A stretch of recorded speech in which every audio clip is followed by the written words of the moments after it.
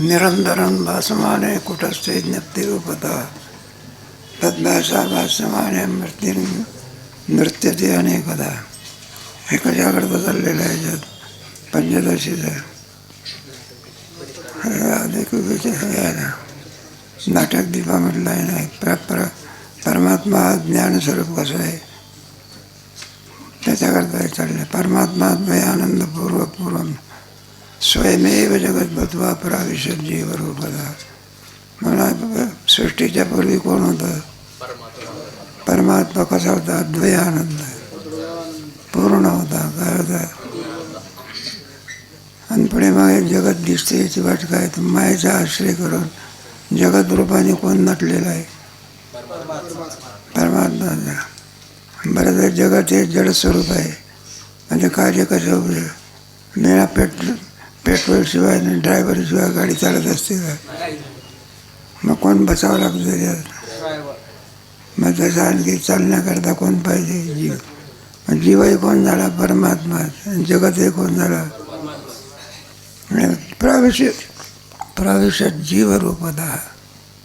मग आपण विचार केला पाहिजे जीवदर्शीला कसं परमात्मा द्वयानंद पूर्वपूर्वम स्वमाया स्वयमेव जगत भूत्वा पराविशद अद्वयानंद रूपस्य सद्वयांच्या संस्थिता बंधप्रक्ता स्वरूपेण स्तुती.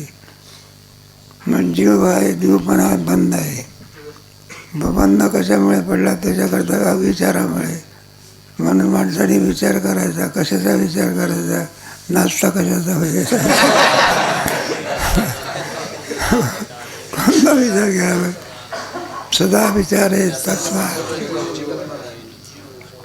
मग 2-3 श्लोकामध्ये जीव विचार सांगितला, पुढे परमात्मा विचार. नाशक परमात्मा ज्ञानस्वरूप आहे ना. असं असताना देखील त्याच्या ठिकाणी आरोप कसा आला त्याच्याकरता आहे. आणि कारण सर्वाचं प्रकाशन कसा करतो? नाटकदीप सांगितलं. तर नाटकामध्ये नाही का ताल नाचणारी एक बाई असते, पुन्हा आणखी एक ढिंबळ वाजवण्याकरता असते. आणि ताल धरणारी काय असावे लागतात? माणसाचा वेळात असणार ताल धरणारी माणसं. हे सगळं काय केलेलं आहे? रूपकाच्या भाषेमध्ये आहे. नाचणारी म्हणजे कोण? बुद्धी नाचणारी आहे. ताल धरणारी इंद्रिय आहे. अध्यक्ष कोण आहे? अहंकार कोण आहे? आणि बाकी सगळे काय? सभासद आहेत, पाहणारे काय? सगळं याच्यामध्ये नृत्यशाळा असतो दीप त्याच्यामध्ये. तसाच आहे नाटकातलं झालं. मग आपल्या ह्याच्यामध्ये जीवा अध्यक्ष आहे. कोण आहे? इंद्रिय ही ताल धरणारी आहे. आणि नाचणारी कोण आहे? तर कोणीतरी नाचणारी बाई अशा मग त्याच्याशिवाय त्याला नृत्यशाळा असं म्हणता येत नाही. आणि एक दिवा असतो त्याच्यामध्ये. तो दिवा सर्वांचं काय करतो? मग दिव्याप्रमाणे कोण आहे? साक्षी. पण साक्षीवरती आरोप कसा आलेला आहे याच्याकरता सांगणार बरं का. या सर्वाचं प्रकाशन करणारा निरंतरं भासमाने कुटस्थे ज्ञप्तिरूपतः तद्भाषा भाष्यमाने बुद्धिर्नृत्यते अनेकदा. निरंतरं भासमाने कुटस्थे ज्ञप्ती. कुटस्थ कसं आहे? ज्ञप्तिस्वरूप. ज्ञान आहे त्याचं स्वरूप आहे. त्याच्या ठिकाणी ज्ञानी येतं आणि निघून जात असतं. असं आहे का? का श्रीखंड कशामुळे गोड आहे? साखरी. आणि साखर कशामुळे गोड आहे? गोडी आहे तिचं काय? मग इतर पदार्थ गोडामुळे दिसतात कुटस्थामुळे. मग कुटस्थाच्या ठिकाणी ज्ञान कुठून आलं? ज्ञान म्हणजेच कुटस्थ. कुटस्थ म्हणजे निरंतरं भासमाने. सूर्याचा प्रकाश येत असतो निघून जात असतो. असं आहे का? विजेचा लाईट आलं म्हणजे काय होते? लाईन आली तर प्रकाश देतो. दिवा नाही तर म्हणलं प्रकाश का देत नाही? म्हणजे लाईन गेली. दिव्याला काय उद्योग नाही का? आता बल्ब कुठं प्रकाश देत असतो का? अभिव्यक्त होत असते. बल्बामध्ये असलेला प्रकाश बल्बाचा नसून कोणाचा आहे? विजेचा आहे. वीज किंवा स्वरूप आहे प्रकाश. तद्भासा भाष्यमाने बदली नसते. लहान मुलाला असं वाटते बल्बच काय देतो? प्रकाश देतो. शहाणा मनुष्य म्हणतो तो प्रकाश बल्बाचा नसून कोणाचा आहे? आणि ते काय करते? तद्भासा भाष्यमाने. वास्तविक बुद्धी जडसत्व स्वरूप आहे. माया सगळे आणि जे काही क्रिया करते मुळामध्ये कोणाची क्रिया आहे? मग नाही झालं काय? तिच्या ठिकाणी जे काही क्रियेचा भाव दिसतो तो कोणामुळे आहे? मग व्यक्तिरूपात मग काय केलं पाहिजे? काय करा? तिच्या ठिकाणी जे ज्ञानशक्ती आहे त्याचं स्वतः आहे का अन्याच आहे? अन्याच आहे. तिच्या ठिकाणी स्वतः कुठं आहे? बुद्धी जड स्वरूप आहे. सत्वगुणाचं काय आहे ते? मग तिच्या ठिकाणी असलेलं ज्ञान मुळामध्ये कोणाचं आहे? ज्ञान स्वरूप कोण आहे? परमात्मा. आणि त्याच्यात परमात्म्याच्या तळावरती काय होतं? माणसाला असं वाटते बुद्धी ज्ञान आहे. बुद्धी ज्ञान नसून ज्याच्या प्रकाशाने प्रकाशते तो परमात्मा आहे. हे सगळं जड कार्यवाहीत असते कोणाच्यामुळे? हे पाहिजे कंपनींना साखरेचा कारखाना असतो, त्याचं यंत्र नमकन तमकन सगळं काही असते. हे कोणाच्यामुळे चालते सगळं कारखाना? लाईन गेली तर मग लाईन म्हणजे साक्षी आणि चालते म्हणजे बुद्धी. जर ती लाईन गेली तर आता इथे नाही का सगळं लाऊडस्पीकर आवाज देतो. लाईन गेली तर बंद पडला मग लाऊडस्पीकर आवाज देतो का? लाईन तिला साह्य आहे. हे जड कुठं प्रकाश देत असते? आवाज देते का? मग आवाज लाऊडस्पीकरचा आहे का? मग काय केलं? आवाज लाऊडस्पीकरने सामान्य होता त्याचा काय केला? विशेष केला. पण सामान्य कोणाचं आहे? मग ते स्वयंप्रज्ञ आहे. काय? अरे दोन स्वरूप म्हणजे त्याच्यावर पण याच्यावरती बुद्धी काय होत असते? मग बुद्धीच्या ठिकाणी असणारी चलवणारी जी क्रिया आहे ती तिचे नसून परमात्म्याची. चाले हे शरीर कोण बोल आहे का? जड जर खरंच चालतं असंच आपण मानलं तर मसनामध्ये कोणाला न्यावं लागतं?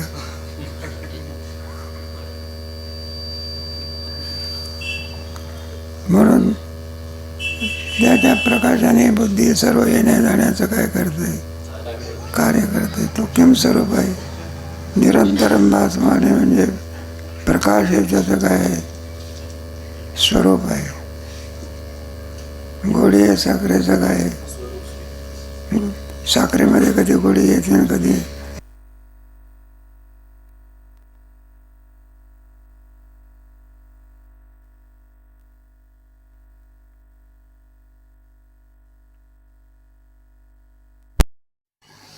असं कुठं होत असतं? कुठे खा कुठे द्या काही करा गोडी तशी द्या. मग त्याच्यामध्ये आहे बुद्धीमध्ये लावतात बा अहंकारम प्रभू सभ्याविषया नर्तिकामती तालारी दाननिक्षाने दीपचं बाजूबार. अहंकारम प्रभू मग त्या नाटकामध्ये काय काय दिसतं आपल्याला? तिचा अध्यक्ष असतो. जसं शरीरामधला अध्यक्ष कोण? मग अहंकार. नाटकातला अध्यक्ष कोण? प्रभू. सभ्याविषया बरं सभासद कोणते? जी ऐकणारी मंडळी असली बसलेली असते ती सभ्य सभासद. त्याप्रमाणे आपल्या ह्याच्यामध्ये विषय कोण आहे? सभासद. आणि नाचणारी बाई असते तिला बुद्धी असं म्हणतात.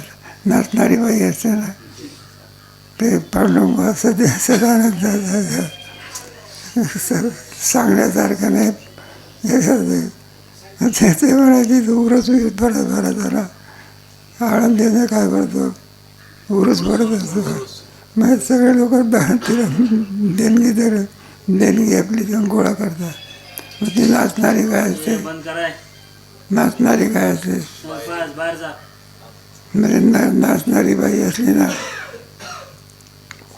मग ते पांडुरंग सदानांची भाषा कीर्तनात सांगायचं नाही.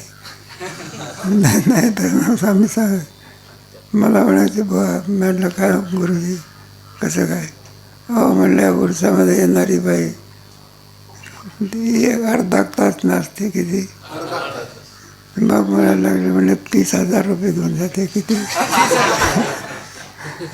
अर्धा तास नाचते 30,000 नेते. आणि आम्ही म्हणलं 2 तास कीर्तन करतो 5,000 देत नाही.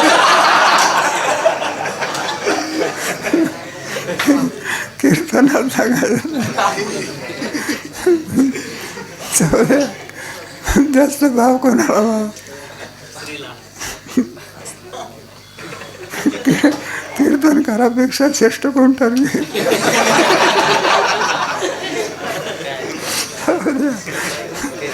दृष्टांत संपला आपला.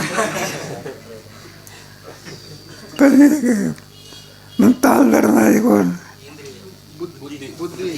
नाही ताल धरणारी बुद्धी, नाचणारी बुद्धी, नाटक दिपाय नाही.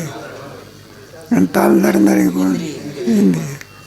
आणि या सर्वाचं प्रकाशन करणारा कोण? दिवा लाईन गेली तर सगळं संपलं. नाटक दिपाय नाही तर मग हे सर्वाचं प्रकाशन करणारा परमात्मा आहे. पण जड स्वरूप आहे का चित स्वरूप आहे? जड स्वरूप असलं तर जडाचं प्रकाशन करतो का? दगडावर दगड पडला तर खालचा दगड करू ओरडतो का? आडाने म्हणून वर पडला तरी दगडाचा खाली आणला तरी, कारण तो काही जड स्वरूप आहे. आणि आपला अंगठा असू द्याच्यावर दगड पडू द्या हा लोकांना. साक्षी नाही का? साक्षी त्याला साक्षी म्हणतात. साक्षी का म्हणतात त्याला? उदासीनत्व सती बोधा साक्षी. आपण वेगळ्या राहून प्रकाशन करतो त्याला काय वेळ तत्व्यापनवती ती आत्मा. सर्वामध्ये असून अलिप्त असतो म्हणून त्याला आत्मा असं म्हणतात. एकाची अन्य काय नाव आहे. तेव्हा साक्षी कसा ज्ञानस्वरूप आहे त्याच्याकरता 15 वाचलं. परंपरा नाही संपलं. बरं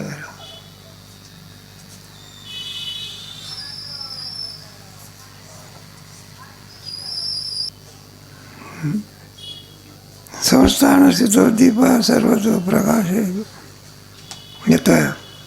स्थिरस्थायी तथा साक्षी बहिरंत प्रकाश आहे. स्थिर स्वरूप असलेला साक्षी. दिवा कसा असतो? येणं जाणं करतो का? ठीक आहे, एकाच ठिकाणावर असतो. कुठे असतं? संस्था. पण सर्वाचं काय करतो तो? सर्वाच्या ठिकाणी असलेला अंधकार काय करतो तो? कोण? स्थिरस्थायी तथा साक्षी. स्थिर स्वरूप असलेला असा जो साक्षी नाही का? साक्षी कुठे येणं जाणं करतो का? स्थिर स्वरूपाचा असलेला साक्षी बहिरंत प्रकाश आहे. बाह्य आणि आतल्या लोक याचं काय करतो? बहिरंत प्रकाशाचं दोचे काय करतो तो? बाहेरचे प्रकाशन करतो आणि आतले काय करतो? प्रकाशन काय? हे कोणाच्यामुळे कळते? साक्षीमुळे. नाटक दिपाय नाही. तर कुठे येणं जाणं करत नाही, काही करीत नाही. पण प्रकाशन केल्याशिवाय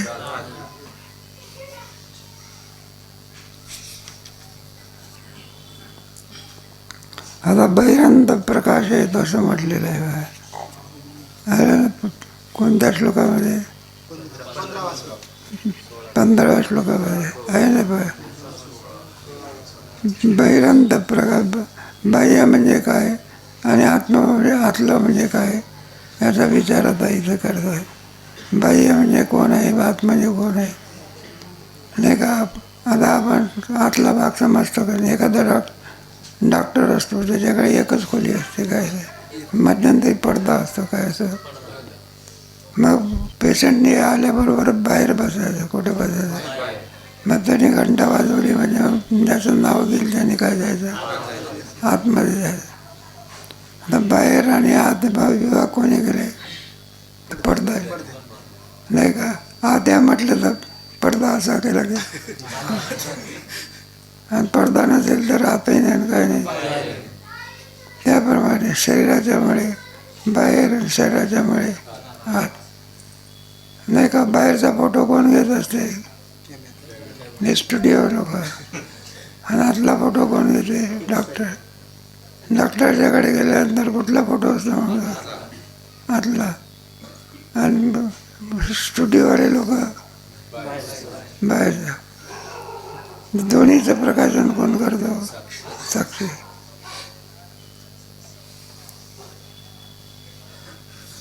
बाह्य अंतःप्रकाश आहेत.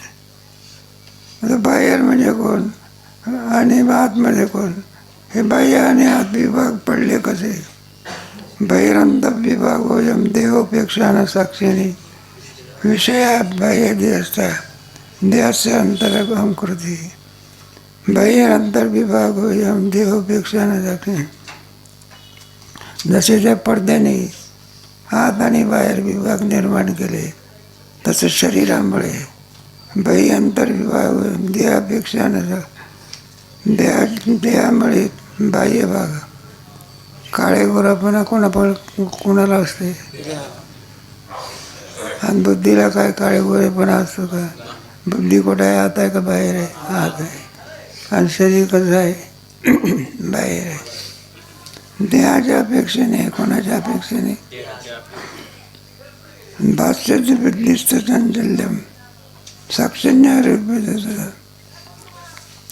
भाष्य बुद्धिस्त चांचल्यम. बुद्धी बाहेर येते, आत जाते. तिच्या ठिकाणी असलेला चंचलपणा आणि कोणावर आरोपित केला जातो, साक्षीकडे. आपण नाही म्हणतो त्याचा आत्मा काय झाला, गेला आत्माचा काय आला. आत्मा येत नाही, आत्मा काय होत नाही. पण आरोप कोणाचा आहे, आत्म्यावरती आळ आलेला आहे, काय आलेला आहे. वास्तविक देह येतो आणि देह, बुद्धी येते आणि बुद्धी, आणि याचा आरोप कोणावर केला जातो, आत्मा जसाच्या आहे तर त्याच्यामध्ये सांगितलेलं आहे. तेव्हा बहिरंतर विभाग होयम देहोपेक्षा न साक्षीने. देहाच्या उपाधीमुळे हात बाहेर भाग आहे. साक्षीच्या ठिकाणी आतही नाही, साक्षीच्या ठिकाणी नाही. आत हरी बाहेर हरी, नाही का. ते यशोदा होती ना, तिला ते गवळणी सांगायचं. यशोदेला असं वाटायचं, लहानचं पोर आमचं घरात जाऊन चोरी कशी करेल. म्हटलं काय दारं तुम्ही बंद करून झोपता का उघडे ठेवून झोपता. म्हटलं बंद करून झोपत असतो की साधे दारं आहेत. म्हटलं आमचे काय एक एक कुलूप म्हणजे एक एक म्हणायला नाही का, दगडच आहे का. आमचं पोर येईल कसं. माझ्या गवळणीला माहिती होता परमार्थ दिसायला तेच बरं आहे, पण सगळा व्यापून किती उठलेला आहे. हे म्हणलं वेदाला सुद्धा काय करता येत नाही, सांगता येत नाही.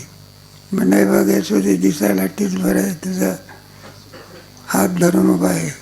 पण हे एवढं मोठं आहे, हातही आहे पुन्हा काय, याला हात जाण्याकरण्या काय हात नसावा आणि मग जावं.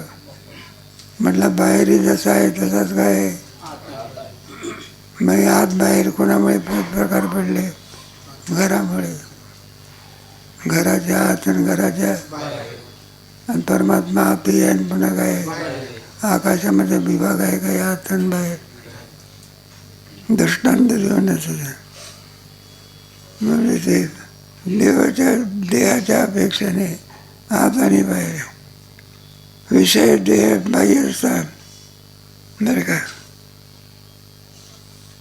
साक्षीच्यामुळे आत बाहेर विभाग नाही.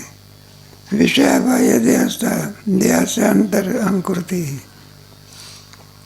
हे देहात पण आता डोळ्यांनी पाहत असतो, हे सर्व विषय हे बाह्य आहे.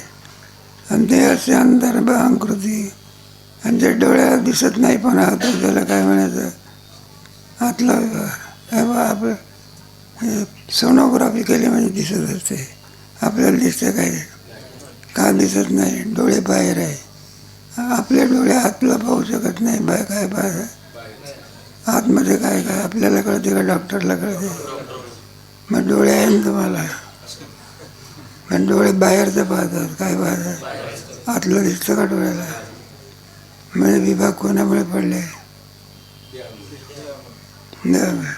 भाष्य बुद्धिस्त चांचल्यम साक्षान्य आरोप येत होता. हे सगळं काही आत येणं बाहेर जाणं वगैरे हा सगळ्याचा व्यवहार आहे तो बुद्धीचा आहे. हा व्यवहार मध्ये कोणाचा आहे? येणं जाणं वगैरे सगळा व्यवहार. देह येत असतो, देह जात असतो. लोक हे सांगतात ना, म्हटलं तुझा आत्मा गेला ना, आत्मा काय गेला? आला आत्मा येत नाही ना, आत्मा काय होत नाही.